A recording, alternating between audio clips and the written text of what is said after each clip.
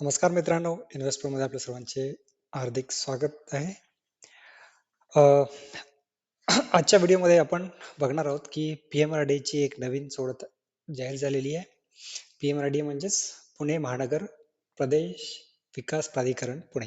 So यांची एक नवीन सोडत निघालेली आहे.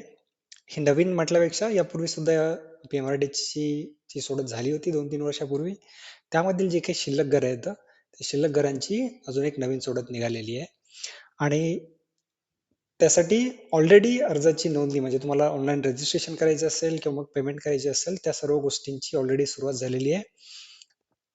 तर याबाबतची आपण थोडक्यात माहिती आजच्या व्हिडिओमध्ये घेणार आहोत की नेमके फ्लॅट किती कुठे कुठे आहेत आणि त्यासाठी काय काय पात्रतेच्या अटी आहेत, शर्ती आहेत, त्यांच्या किंमती किती आहेत, गोष्टी आजच्या व्हिडिओमध्ये शेअर करणार आहे. सोबतच एक महत्वाची पीएमआरडी सोबत पीएमआरडीच्या बाबतीमधील जे व्हिडिओमध्ये शक्यतो भेटणार नाही अशी माहिती मी तुम्हाला देणार आहे. अजूनही बुकलेट आलेलं नाहीये, बट मागच्या जे बुकलेट होतं त्या बुकलेटच्या अनुषंगाने त्या बुकलेटच्या बेसिसवरती मी तुम्हाला महत्वाची गोष्ट सांगणार आहे की पीएमआरडीच्या सोडतीसाठी तुम्ही अर्ज का करू नये. होय, मी प्रमोट करतो लोकांना आपल्या म्हाडाचे असतील, पीएमआरडी असेल, सिडकोचे असतील, या सर्व सोडतीबद्दल माझं चॅनल त्याबद्दलच आहे आणि मी लोकांना प्रमोट करतो. बट या स्पेसिफिक सोडतीबद्दल तुम्ही अर्ज का करू नये? स्पेसिफिकली जर तुम्ही याला इन्व्हेस्टमेंटच्या दृष्टीने बघत असाल तर इथे का अर्ज करू नये? तुम्हाला स्वतःसाठी घर हवंच आहे. म्हाडामध्ये लागत नाहीये, सिडकोमध्ये तुम्हाला पुण्यामध्ये आहे तर सिडकोचा फायदा नाहीये. तर मग तुम्हाला स्वतःच घर हवंय तर पीएमआरडीए आणि तुम्ही स्वतःच राहणार असाल कायमस्वरूपी तर पीएमआरडीए ची सोडत तुमच्यासाठी आहे. जर तुम्ही याला भाड्याने देण्याचा विचार करताय किंवा इन्व्हेस्टमेंटच्या दृष्टीने विचार करताय तर थांबा. का थांबा? तर याबद्दलचं मी सविस्तर इन्फॉर्मेशन तुम्हाला या व्हिडिओमध्ये पुढे देणारच आहे. बट त्यांनी हा व्हिडिओ बघू नये जे काही इन्व्हेस्टमेंटसाठी बघतायत किंवा मग रेंटने देण्याचा विचार करून बघतायत त्यांच्यासाठी ही सोडत नाहीये, बिलकुलच नाहीये. हे मी तुम्हाला ठामपणे सांगतोय. सो जास्त वेळ न घालवता या सोडतीबद्दलची थोडक्यात माहिती घेऊयात आणि बाकीचे इन्फॉर्मेशन आपण या व्हिडिओमध्ये बघूयात. सो आपल्या व्हिडिओला शेवटपर्यंत बघा आणि चॅनलला सबस्क्राईब केलं नसेल तर चॅनलला सबस्क्राईब करायला विसरू नका. सो इथे टोटल सदनिका किती आहेत तर तुम्ही बघू शकता 833 टोटल सदनिका आहेत. या दोन पेठेमध्ये येतात. एक तर पेठ क्रमांक 12 इथे जवळपास ईडब्ल्यूएस साठी 55 आणि एलआयजी साठी 285 अशा 340 सदनिका आहेत. आणि पेठ क्रमांक 30 आणि 32 इथे ईडब्ल्यूएस साठी 306 एलआयजी साठी 187 अशा टोटल 493 सदनिका आहेत. हे सर्व टोटल मिळून 833 सदनिका आहेत. त्यानंतर पेठ क्रमांक 12 मध्ये तुम्हाला 2.5 लाखाचे पीएमवाय चं अनुदान भेटेल आणि त्या अनुदानानुसार लागू होऊन त्याच्यानंतरचीच तुम्हाला प्राइस तुम्हाला सांगण्यात येईल पुढे की किती प्राइस असेल. त्यानंतर आपण बघूयात की इथे नेमका वेळापत्रक कसं आहे.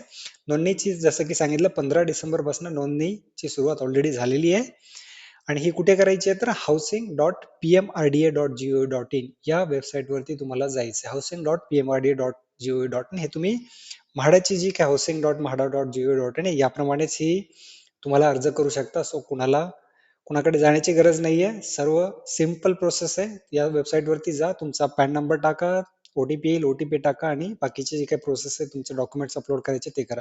सर्व सिंपल प्रोसेस आहे. तर म्हाडांनी ज्यांनी म्हाडामध्ये केलं त्यांना सिमिलर एक्सपिरियन्स इथे तुम्हाला बघायला भेटेल. त्यानंतर नोंदणीनंतर अर्जाची सुरुवात आहे 19 तारखेपासून म्हणजेच ऑलरेडी अर्जाची सुरुवात झालेली आहे. तुम्ही अर्ज करायला सुरुवात करू शकता. त्यानंतर पेमेंट सोबत सुद्धा सेम तारखेला तुम्हाला करायची आहे. आणि शेवटची तारीख आहे अर्ज करण्याची नोंदणी करण्याची ती 27 जानेवारी. सो जवळपास 1 महिना कालावधी आहे अजून 1 महिन्यापेक्षा जास्त तुम्ही ऑनलाईन अर्ज करू शकता आणि पेमेंट सुद्धा करू शकता. 27 जानेवारी पर्यंत 28 जानेवारी पर्यंत तुम्ही आरटीजीएस एनईएफटी द्वारे पेमेंट करू शकता. त्यानंतर 11 फेब्रुवारीला इथे आपल्याला पात्रता यादी लागेल. प्रथम प्रारूप यादी जसं की म्हाडामध्ये असतं. प्रथम प्रारूप यादी 11 फेब्रुवारीला लागेल. त्यानंतर तुम्हाला जे काही त्याच्यामध्ये त्रुटी असतील त्या पूर्ण करायच्या, आक्षेप घ्यायचं वगैरे किंवा डॉक्युमेंट्स काही त्यांनी काढले असतील तर ते सर्व सामील करायचे आहेत.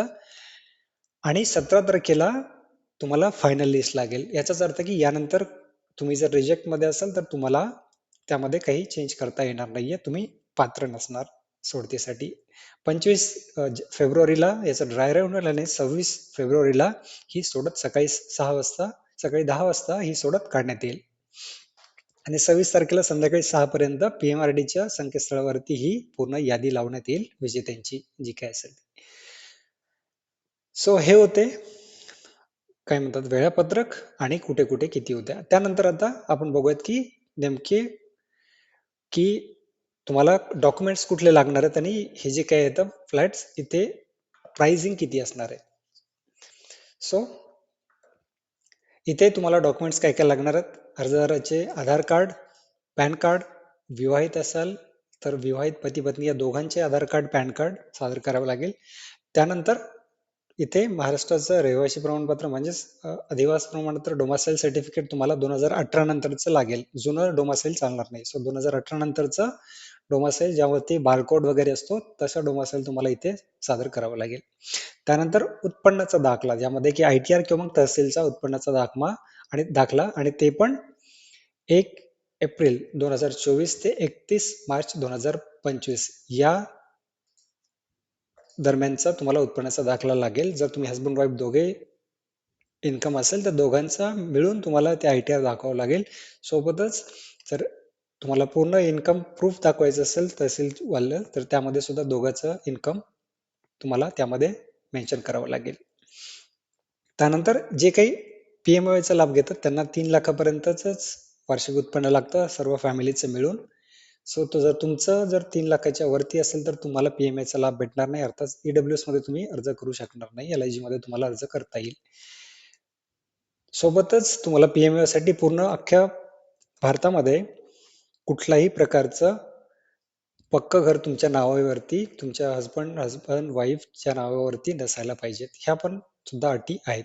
सोबतच तुम्हाला जातीचा दाखला वगैरे त्या सादर करावा लागेल. आणि आता किमती बघूयात आपण की किमती काय येतात. तर पेट क्रमांक 12 मध्ये EWS ची किंमत जाते जवळपास 17,31,000 पर्यंत आणि LIG ची किंमत जाते 38,68,000 पर्यंत आणि पेट क्रमांक 30-32 मध्ये तीच EWS साठी किंमत जाते ती 22,73,000 आणि LIG साठी 30,80,000 एवढी किंमत जाते.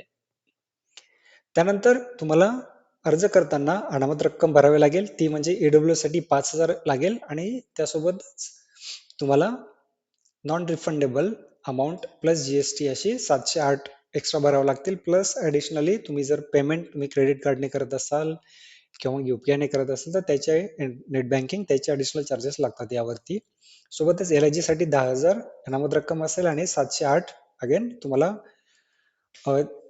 रक्कम जी की तुम्हाला परत भेटणार नाही. ऍप्लिकेशन फी असेल ती 708 विथ GST आणि त्यासोबतच तुमची जी काही क्रेडिट कार्ड वगैरे त्यांची ऍडिशनल फी लागते. सोबतच अर्जदारांचे तुमचे स्वतःचे बँक खाते लागेल आणि हे तुम्ही अर्ज कुठे करू शकता तर housing.pmrda.go.in. सो हे होतं याबद्दलचं थोडक्यात माहिती. आता महत्वाचा मुद्दा जे की मी तुम्हाला सुरुवातीला सांगितला होता तो की इथे अर्ज कुणी करावा आणि का करावा. अर्थातच मी शॉर्ट मध्ये सांगितलं होतं की तुम्हाला जर स्वतःचं घर हवं आहे आणि म्हाडामध्ये किंवा सिडको मध्ये तुम्हाला ते घेता येत नाहीये किंवा लागत नाहीये आणि तुम्ही त्या घरामध्ये तुम्ही स्वतः राहणार असाल तर इथे अर्ज करा.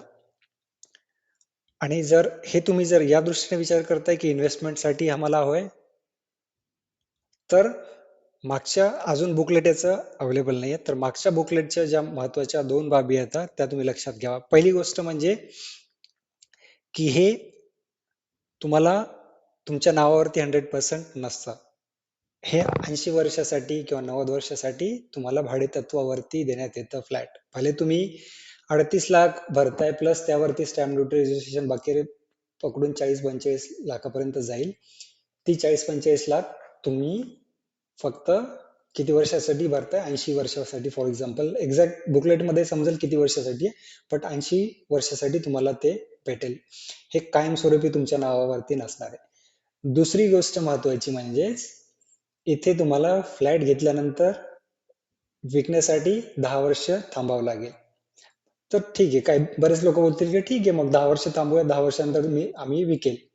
बट तुम्ही विकाल, बट घेणारा सुद्धा हवाय. कारण की जसं की सांगितलं की हे परमनंटली तुमच्या नावावरती नाही. 10 वर्षानंतर विकाल तर 80 मधले अजून 10 वर्ष गेले तर 70 वर्ष तुम्हाला. 70 वर्षासाठी कोण तुम्हाला 40-50 लाख रुपये देईल का? तो पण आहे. तुम्हाला विकण्यासाठी सुद्धा प्रॉब्लेम आहे. सोबतच जरी तुम्हाला कस्टमर भेटला, विकायचा प्रयत्न केला, तर तुम्हाला काय, तर त्याचा जो काही पीएमआरडी ला सुद्धा तुम्हाला त्याचा हिस्सा द्यावा लागणार. अर्थातच तुम्हाला 45 लाख किंवा 50 लाखाला जरी कोणी कस्टमर भेटला, तर तुम्हाला ते 50 लाख तुम्हाला घेता येणार नाहीये. तर त्यामधली काहीतरी रक्कम 10% असेल किंवा काय असेल, ते एक्झॅक्टली बुकलेट मध्ये समजेल. तर थोडीफार रक्कम पीएमआरडी ला सुद्धा तुम्हाला द्यावी लागते. ही पण लक्षात घ्यावी की पूर्ण रक्कम तुम्हाला भेटणार नाही. सो हा हे झाले 3 मुद्दे. अजून एक महत्वाचा मुद्दा म्हणजे तुम्हाला हे घर भाड्याने देता येणार नाहीये. आणि जर तुम्ही अधिकृतरित्या किंवा कुठल्याही पद्धतीने भाड्याने दिले आणि ते जर पीएमआरडी ला समजण्यात आले, तर तुमच्यावरती तुमचा एक तर ते कारवाई करू शकतात, घराचा ताबा घेऊ शकतात आणि सोबतच कारवाई सुद्धा तुमच्यावरती करू शकतात.